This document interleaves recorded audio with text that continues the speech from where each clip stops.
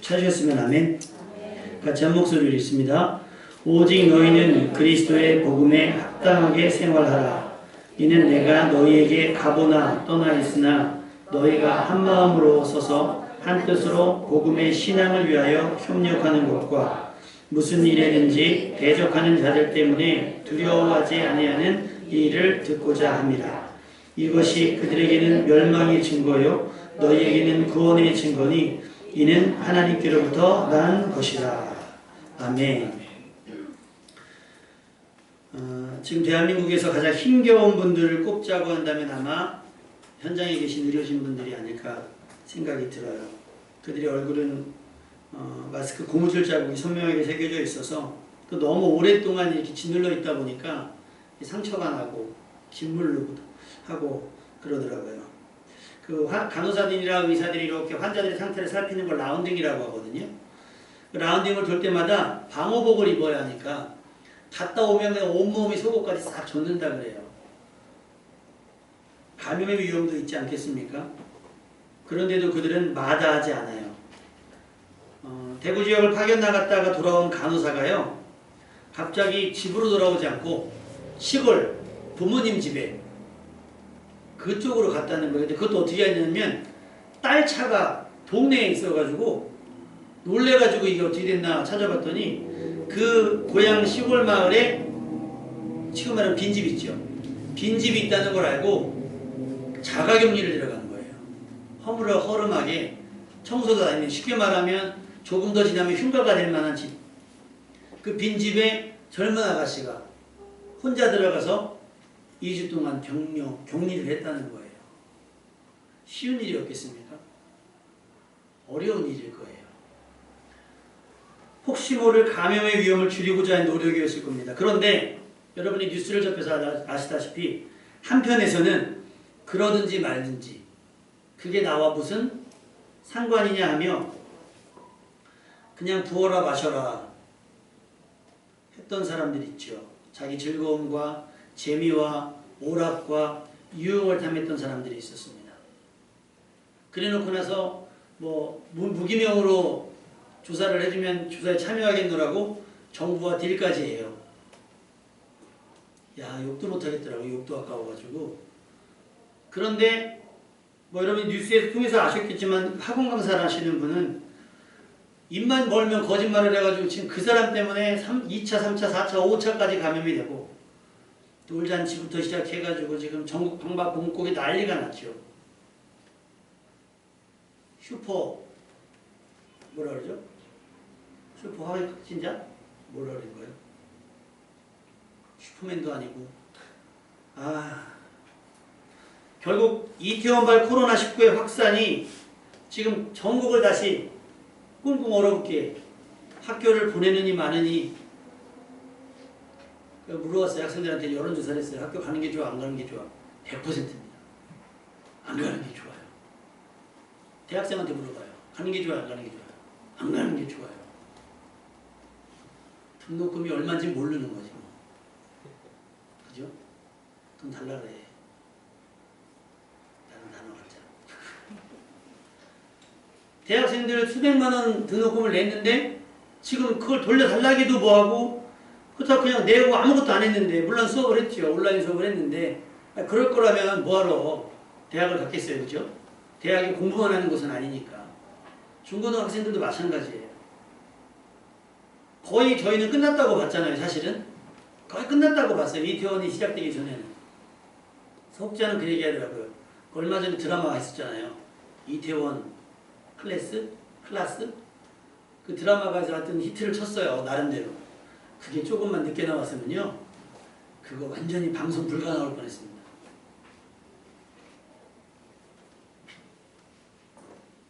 사람이라면, 대한민국 국민이라고 한다면 조금만 자기만 생각하는 것이 아니라 조금만 남을 좀 생각할 볼 줄 알았다면, 우리가 흔히 그러잖아요. 너무 지나친 사람한테 뭐라 그래요? 네가 사람이냐라는 말을 해요.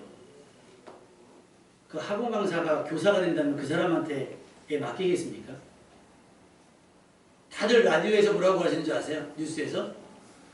다른 사람도 아니고 어떻게 학원 강사가 아이들을 가르치는 교육 종사자가 그러냐는 거예요. 어떻게 선생이 그럴 수가 있느냐? 어떻게 사람이 그럴 수가 있느냐? 라고 이야기를 합니다.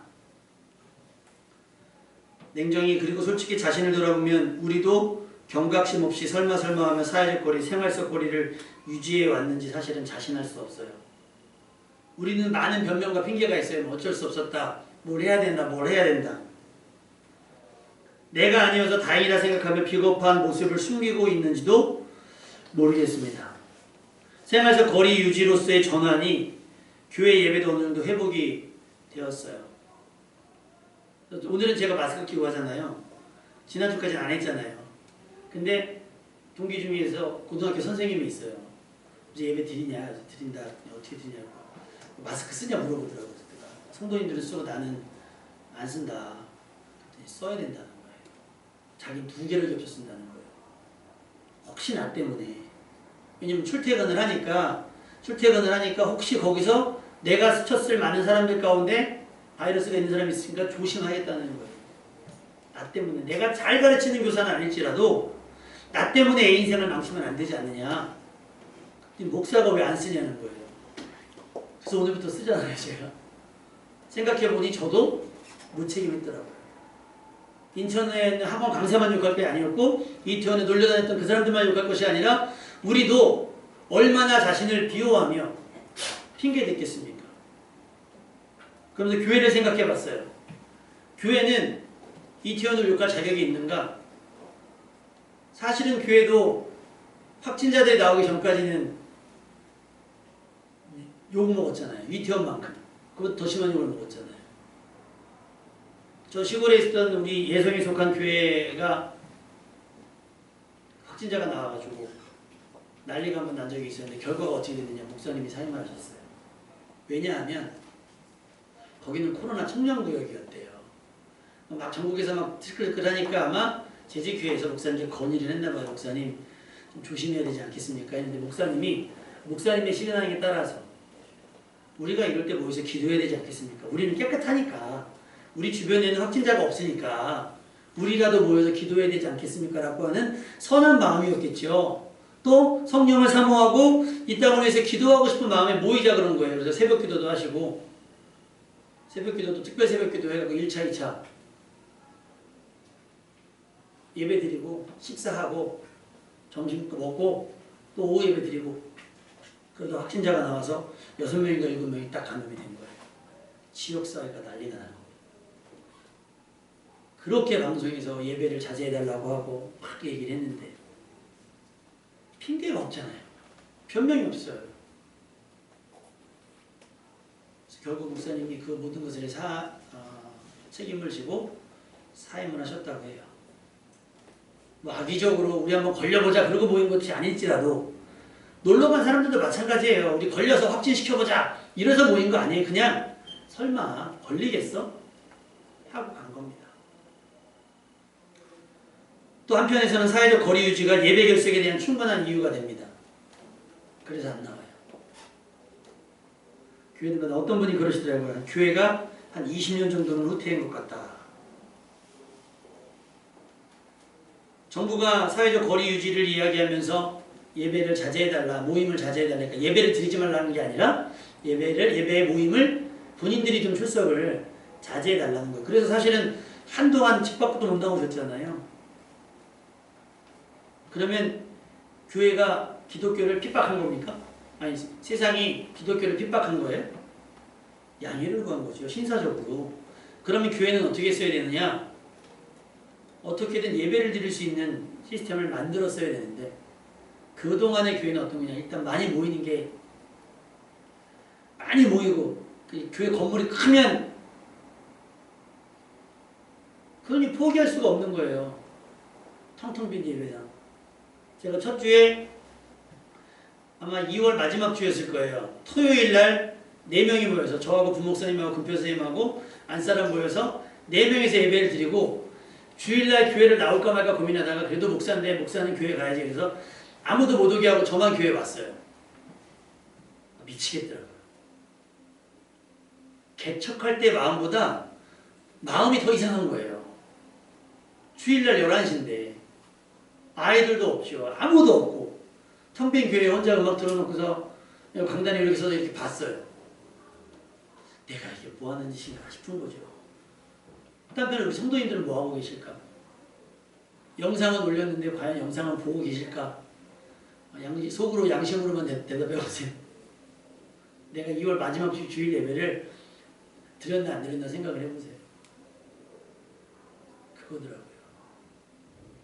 오늘 본문의 말씀은 사도 바울이 감옥에서 옥중서신으로 편지를 쓴. 그런데 그 내용에 보면 사도 바울이 그들을 잘 가르쳤어요. 잘 양육했어요. 그리고 그들이 우리가 아까 말씀드렸죠. 우리가 이렇게 도움을 받았던 것처럼 이 빌립보 교회가 사도 바울을 많이 도왔어요. 그러면서 이들에게 신앙의 성숙을 바라면서 권면한 내용인 거예요. 우리 27절 말씀을 한번 읽어볼까요? 27절 말씀. 우리가 어떠해야 되는가? 27절 읽겠습니다. 시작. 오직 너희는 그리스도의 복음에 합당하게 생활하라. 이는 내가 너희에게 가보나 떠나 있으나 너희가 한 마음으로 서서 한 뜻으로 복음의 신앙을 위하여 협력하는 것과. 사도 바울이 여러분에게 하는 권면, 빌립보 교회에 하는 권면은 뭐냐? 너희는 그리스도의 복음에 합당하게 생활하라. 하나님의 말씀에 합당하게 생활을 하라는 거예요. 언제, 어디서든. 여러분은 항상 누구여야 된다? 그리스도인이 되어야 된다는 거예요.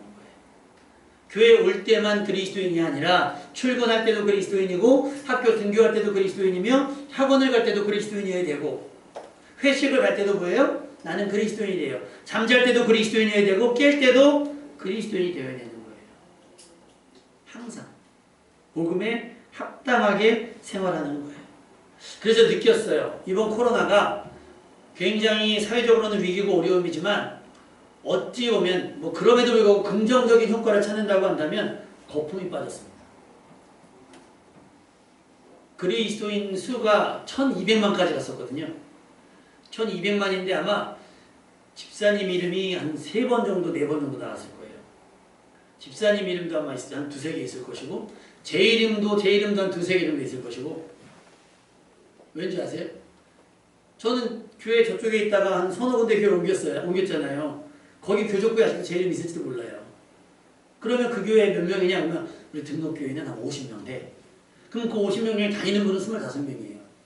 그럼 25명 중에 한 25명은 옛날에 있었다가 떠나신 분들. 근데 그분이 딴 교회 가서 등록했어.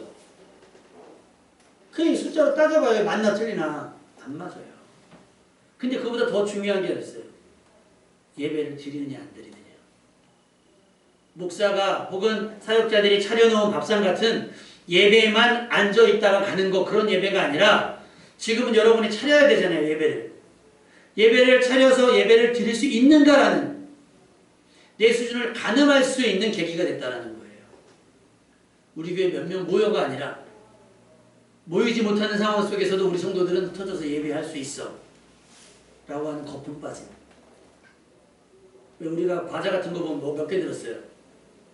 야, 진짜 과자 뜯어보면요, 어우, 그거 가지고 달나라도 가겠어요. 뭐가 빵빵하게 들어서. 산소가 아니어서 좀 아쉽긴 한데, 그치? 몇 개 안 들었죠?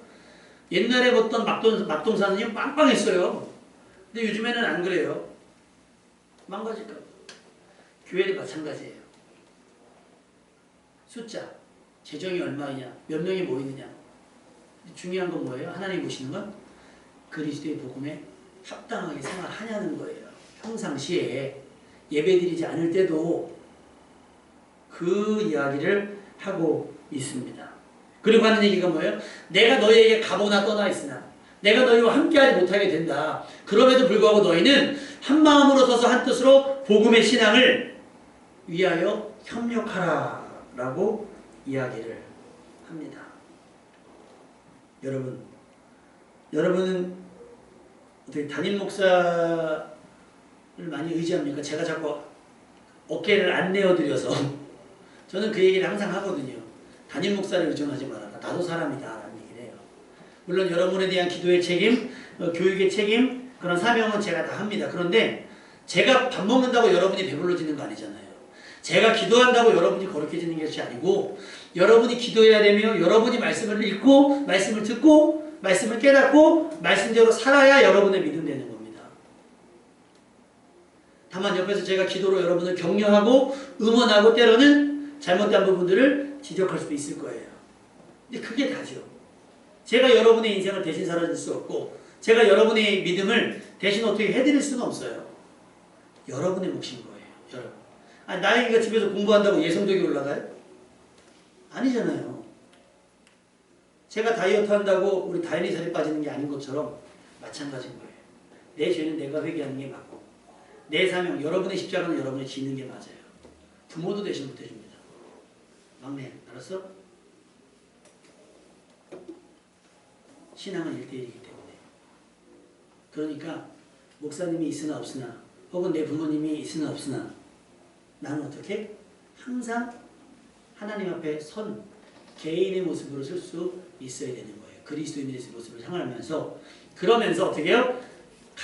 각각의 어떤 사람들이 한 뜻으로 모이는 거예요. 뭐 복음을 위하여 모이는 거예요. 각 사람이. 생각이 달라요. 살아온 배경이 달라요. 목표도 달라요. 그런데 모여서 복음을 위해서는 한 목소리를 낼 수 있어야 되는 거예요. 복음을 위해서는 한 마음으로 뭉칠 수 있어야 된다라고 얘기를 해요. 근데 여러분 에이스가 있으면 그게 쉽습니다. 예를 들면 한국 기독교 교계의 대표하면 여러분 제일 먼저 떠오르는 분이 누구예요?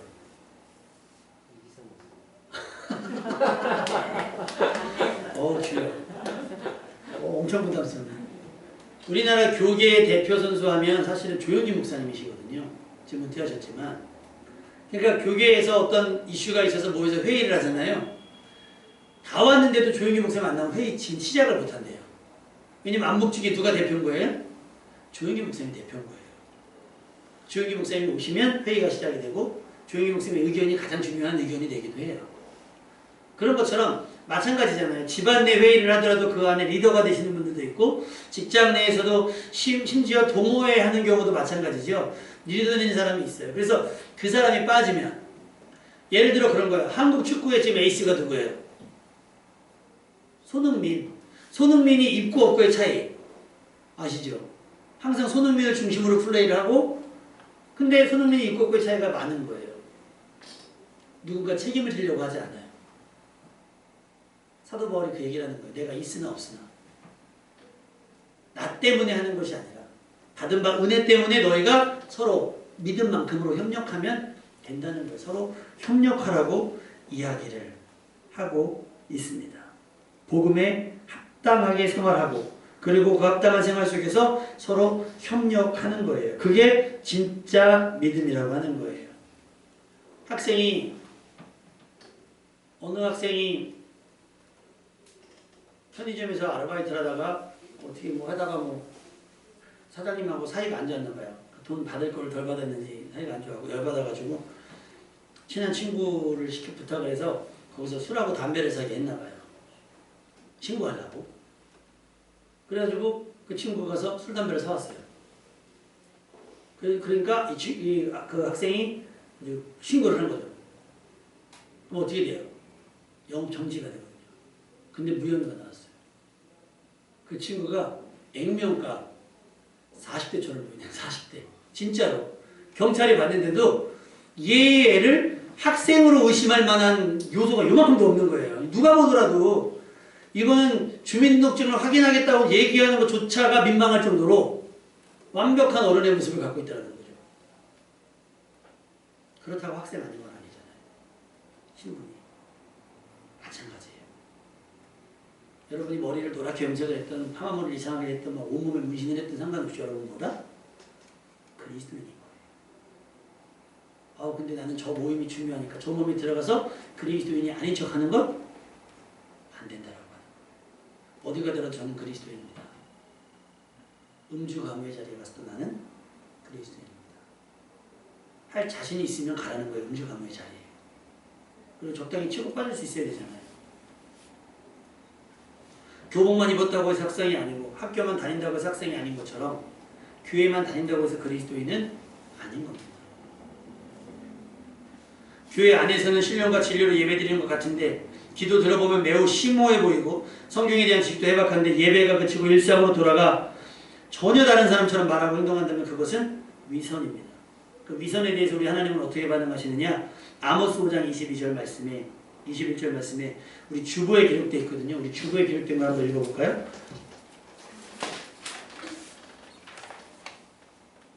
아모스 5장 21절 시작. 내가 너희 전리들을 미워하여 멸시하며 너희 소리들을 구하지 아니하리라. 이게 이제 개역개정은 이렇게 얘기했어요. 그냥 싫어한다, 싫어한다, 미워한다. 왜 미워하느냐? 이거를 현대인의 성경으로 보면 이렇게 기록되어 있습니다. 너희의 가식과 과실을 내가 싫어한다. 온갖 종교 행사들과 장엄한 집회들을 열어 나를 섬긴다 하는 너희의 위선을 내가 배격한다. 그게 위선인 줄 어떻게 하느냐? 그 뒤에 보면 너희가 왜 공의들을 행하지 않느냐? 너희가 왜 정직하지 않느냐? 너희가 왜 공정하지 않느냐? 왜 속이고 왜 빼앗고 그러느냐? 그러면서 그냥 숫자 많이 모여서 예배드리는 것 나는 위선으로 본다. 너희들의 가식과 뭐예요? 과시. 싫어한다는 거예요.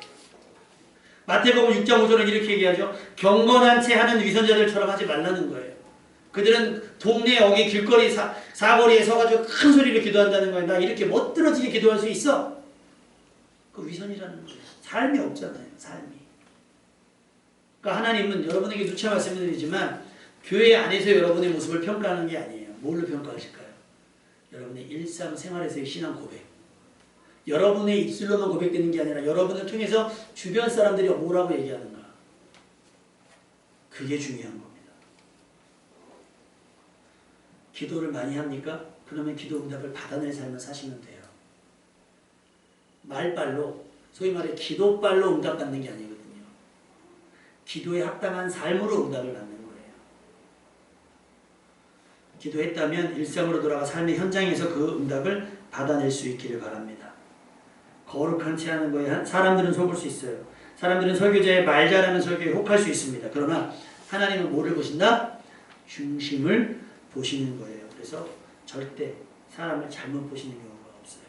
그러니까 하나님은 지금도 여러분의 중심을 보고 계시는 거예요. 어떤 상황 속에서 주의를 기억하여 지키는지를 보시는 거예요. 어떻게 그리스도의 복음에 합당하게 생활하는지를 아시고 여러분의 믿음을 받으신다는 거예요. 예배를 받으시고. 그러니 여러분 제발 복음에 합당하게 생활을 하십시오. 그리스도인다워지시고요. 일반인들과 어울려도 전혀 구별되지 않는 그런 삶이 아니라 그들과는 생각과 생활 방식에서도 분명히 차이가 나는, 티가 나는 그런 거룩한 삶을 사시기를 주님의 이름으로 축원합니다. 제가 이번에 교황을 보면 그런 생각이 들어요. 여태까지 많은 교황이 있었잖아요. 근데 이번 교황은 참 특별하더라고요. 제가 보더라도 인간적으로 존경할 수밖에 없어요. 욕심이 없어요. 욕심이 없고요. 하여튼 목사님들 가운데도 그런 분들이 나왔으면 좋겠습니다. 그게 뭐예요? 티가 나는 거예요. 티가 나는 거예요. 똑같이 그들 속에서 어울려서 혹시 티가 날까봐 조심하는 그런 사람이 아니라 나는 그리스도인인 것을 감추지 않는 것이 중요합니다. 일부러 막 들추면서 뭐 예수전당 불신족 이러고 다니라는 얘기가 아니에요. 저는 그것도 무례함이라고 생각을 하거든요. 잠언인가요? 거기에 보면 그런 얘기 있어요. 아침에 일찍 일어나서 평안하라 평안하라 얘기하는 건 저주하는 거랑 별다를 바가 없다는 거예요. 예의가 아니라는 거죠. 경우에 합당하게. 전도도 마찬가지고. 무조건 예수전당 불신지옥 한다고 해서 그것이 자신의 거룩함을 드러내는 방법이 아니라는 겁니다. 교회의 안과 밖, 주일과 평일 사이의 삶이 일치해야 되고 우리가 교회 다니는 것을 짐작할 만한 삶을 사시기를 주님의 이름으로 부탁을 드립니다. 우리가 교회 다니는 것, 제가 다연히 상담하러 갔을 때 이제 제가 목사인지 모르니까 막 얘기하다가 갑자기 선생님이 그러는 거예요. 근데 아버님은 딸에게 굉장히 관심이 많으신가 봐요. 어떻게 휴가까지 내시고 상담하러 오시냐고. 대부분 엄마가 오시는데 이쯤 되면 밝혀야 되는 거 아닌가 그랬어요. 사실은 제가 교회 목사입니다. 그랬더니 목사님이세요? 그러면서 하는 얘기가 충격적이었어요. 나 목사님들 되게 좋아하는데 자기가 목사님들을 되게 좋아하는 것과 제가 목사님과 무슨 상관이 있을까요? 그러면서 했던 얘기가 좀 은혜가 되더라고요.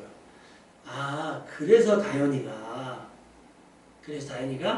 착하다는 거예요. 아버님이 목사님이셔서.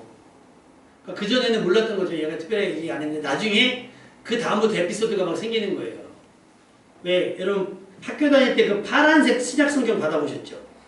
유니온인가 어디서 나오는 거 있어요. 파란 거 신약 성경. 그런 성경책인가 아마 누가 나눠줬나 보니까 애들이 그걸로 딱지치기를 했나 봐요. 그러니까 다현이 걸 보고 있다가 계속 애들이 성경책 갖고 딱지치기를 하니까 이러다고 하지 말라고 그랬더니 네가 무슨 상관이야 그랬더니 다현이가 그랬나? 네가 그랬냐? 야 우리 아빠 목사님이셔 그랬더니 애들이 그럼 미안해. 여러분 이거 공개하는 게 쉬운 일이 아니에요. 왜냐하면 이제부터는 다현이 뭘로 평가받아요? 너 아버님이 목사님인데 너는 아버님 목사님인데 하면서 그것을 사실 평생 짊어지고 가야 되는 거거든요. 이게 목회자의 자녀들이 굉장히 스트레스예요. 그럼에도 불구하고 감출 필요가 없는 거예요. 그것이 그리스도의 복음에 합당한 생활이지 않을까 싶습니다. 흉내와 모방을 그치고 여러분 티를 내세요. 그리스도에 있는 것을. 티를 내고 저는 교회 다니기 때문에 저는 예수님을 믿기 때문에 안 하겠습니다. 되겠습니다. 뇌물을 거절할 줄 아시고 또 불법과 불의를 뭐랄까요? 거절할 줄 아는 그런 분이 되셔야 돼요. 그리고 그런 사람들이 협력한다면 얼마나 큰 시너지가 나겠습니까? 그렇게 경건하고 자기를 지킬 줄 알며 죄에서 자기를 지킬 줄 아는 사람, 신앙 고백을 할 줄 아는 사람들끼리의 연합이 얼마나 큰 시너지가 나겠냐는 거예요. 복음을 위한 일들에. 제가 섬기던 교회 목사님이 그런 얘기를 하셨어요. 자기는 1000명 교회보다는 100명 다니는 교회 10개가 더 좋다는 거예요. 그래서 1000명 교인이 1000명인 교회가 큰 일을 하기보다는 100명 다니는 교회가 10분의 1씩 부담해서 1000명분의 일을 해내는 것이 더 성경적이지 않을까라는 생각을 한다는 거예요. 여러분 그런 연합을 할 수 있기를 주님의 이름으로 축원합니다. 십시일반. 자, 옆 사람에게 얘기합시다. 십시일반 합시다. 자, 내가 당신을 돕겠습니다. 맞아요. 복음에 합당한 삶은요 경쟁이 아닌 뭐예요? 협력입니다. 협력. 여기 땅 해가지고 막 나가고 막 이겨야지 하면서 하는 게 아니에요. 부흥도 경쟁이 아니라 협력이 돼야 되는 거예요. 그러기 위해서 서로 존중하며 예의를 갖추고 질서를 지켜야 되는 거예요. 방법은 각자 다를 수가 있겠죠. 구제요가 선교가 될 수 있고 교육이 전도가 될 수 있고 문화예술, 체육 무엇보다 우리의 일상 가운데서 그리스도의 진한 행계를 나타나는 것이 가장 중요해요. 그런 사람들이 연합을 하게 되는 거예요. 왜 그 연합이 필요하냐? 세상이 만만치 않기 때문이에요.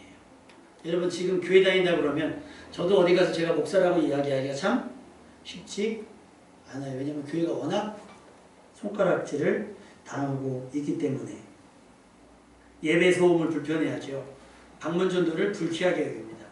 세상 사람들은 완악한 모습으로 몰아가기에는 그동안의 교회의 사역이 이기적이고 일반적인 모습이에요. 인터넷에 올라온 한 글귀. 여러분 큰일 났어요. 우리 동네에 교회가 세워졌어요.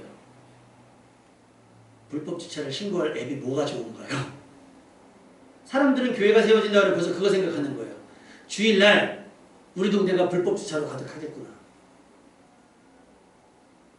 그게 거룩한 행실은 아니잖아요. 예배드리기 위해서 불법 주차를 한다? 맞아요, 안 맞아요? 안 맞아요. 그래서 교회는 넓은 주차 공간, 안락한 실내에 있어야 되나 봐요. 사람들이 요구하니까. 예배드리기 위해서라고 하는 저질른 모든 불법은 용인될 수 없어요. 그거는 그냥 죄입니다. 책임을 지셔야 되는 거예요. 코로나19로 인해서 예배 자제를 해달라는 문자가 왔을 때 많은 그리스도인들이 교회를 핍박한다고 생각했어요. 그것이 오만함이 아닌가 생각이 됩니다. 용기와 만용은 구분돼야 돼요. 용기는 뭐예요? 진짜 어려운 일이 있을 때 내게 피해가 있을 수 있고 어려울 수 있으나 덤벼드는 것이 용기라고 한다면 만용은 뭔지 아세요? 만용은? 물건 안 가리고 그냥 얘가 그냥 뭔지 모르고 그냥 일단 나서버리는 거. 용기인 거예요. 중학교 2학년 애들이 그러잖아요. 중2잖아요, 다행히. 중2병이라고 그러잖아요. 뭐 어른들이고 뭐고 없어요. 아주 두세 명만 있으면 아주 그냥 제 친구를 소개해주고 싶어요. 킬러거든요, 그런 애들. 불러다가 아주 그냥 잘근잘근 아주 그냥. 무서운 사람을 안 만나봐서 어떤 분이 그러더라고요. 청소년 애들이 몰려다니면 이제 시비를 붙잖아요. 걔네는 이렇게 가로로 다녀요. 이렇게 가로로 다녀요. 그래서 어깨 치면 이렇게 또 치고 갔다고 시비 걸고 막 그래요. 그러니까 어떤 아저씨하고 시비가 붙었는데 이 시비가 붙다 얘네가 이제 넘지 말아야 될 선을 넘는 거예요. 아저씨 딸 있죠? 내가 딸 누구지 찾아서 가만히 안 두겠다. 이 아저씨가 이제 소위 말해서 너댓 명을 거의 반 죽여놨다는 거예요. 그러면서 그걸 지켜봤던 그 친구가 말리다 못했는데 뭐라고 얘기했냐면 청소년들한테 이렇게 연기하더라고요. 얘들아 니네가 한참 혈기왕성한 것도 알고 있겠는데 잘 생각해봐. 대한민국 35세 이상들은 다 현역 출신이야. 총도 쏴봤고 싸움도 해봤고 다 니네 시기를 지났던 사람이야. 그냥 관심이 없으니까 니네들 까불고 다니는 거 용인할 뿐이지 넘지 말아야 되는 넘지 말아야지. 그러면서 얘기를 해요. 맞잖아요. 총 다 쏴보고 막 그랬잖아요. 군인들. 그런 겁니다. 근데 얘네들은 막 4~5명 모이면 지네들이 천하무적이면 이게 만용인 거예요. 그러라고 협력하라는 게 아니고 그러라고 뭉쳐다니라는 게 아니거든요. 그런 친구는 피해 다니시기를 주님의 이름으로 축원합니다. 교회가 그래요. 몰려다니면 무슨 적인 줄 알아요. 막 큰 교회들 나와가지고 막 찬양하면서 막 아니에요. 그거는 위화감. 지금 우리에게 필요한 건 자존심 때문에 부리는 혈기나 만용이 아니라 용기입니다. 겁내지 말고 전염병을 두려워하지 말고 우리가 할 수 있는 뭐예요? 기도하고 생활 속 거리 유지를 하는 것이 중요합니다. 그것이 교회 공동체가 사회에 협력해야 될 일인 거예요. 개 2마리가 문을 사이에 두고 막 으르렁거려요. 영상을 보니까 막 개 2마리가 왕 짖어요. 당장 2마리 중에 1마리 죽을 것처럼 막 하니까 주인이 갑자기 문을 확 열었어요. 갑자기 막 하다가 문이 탁 열리니까 개 2마리가 동시에 그러니까 안 싸울 걸 줄 아니까 막 짖다가 싸워야 되니까 둘 다 자신이 없는 거죠. 어떻게 그렇게 막 짖는 걸 그치는지요? 기가 막힌 거예요. 우리가 그러지 않나 싶어요. 마치 막 모여있을 땐 세상을 구원할 것처럼 막 으쌰으쌰 하다가도요 흩어지면 우리가 언제 그랬냐는 듯이 그건 비겁한 거고 모여서 으쌰으쌰 하는 건 만용인 거고 우리 교회 공동체는 안 그랬으면 좋겠습니다. 마지막 때에 우리에게 필요한 건 뭘까요? 28절 말씀 한번 읽어보고 마무리하겠습니다. 28절 말씀 시작. 무슨 일이든지 대적하는 자들 때문에 두려워하지 아니하는 이 일을 듣고자 합니다. 이것이 그들에게는 멸망의 증거요 너희에게는 구원의 증거니 이는 하나님께로부터 온 것이다. 여러 가지 일들이 교회에 대한 평가, 교회에 대한 도전, 교회에 대한 시비 이런 것들이 많이 일어날 때 우리는 어떻게 돼요? 의연하게 대처할 수 있어야 되는 거예요. 의연하게. 대적하는 자들 때문에 두려워서 경거망동할 것이 아니고 차분하게 대처할 수 있는 지혜와 명철함이 필요해요. 제가 그 천안에서 일할 때 그 군대 대신에 일하는 거 할 때 사장님이 그러는 거예요. 어이 이상 교회 열심히 다닌다며. 네. 그러니까 이제 필살기를 날린 거죠. 사장님은. 그럼 11조 많이 내나? 비아냥거려요. 그럼 어떻게 대답하겠어요? 사장님이 만약에 그랬어요. 교회 다닌다며 11조 많이 내? 그럼 뭐라고 대답하겠어요? 순간적으로 할 말이 없죠. 제가 그랬어요. 웃으면서. 사장님이 월급을 많이 안 줘가지고 많이 못 내요. 게임 끝났잖아요. 월급을 조금 주면서 무슨 11조를 많이 하기 바래요. 월급도 조금 주면서. 그러니까 아무 말 안 하고 가시고 다시는 시비 안 걸더라고요.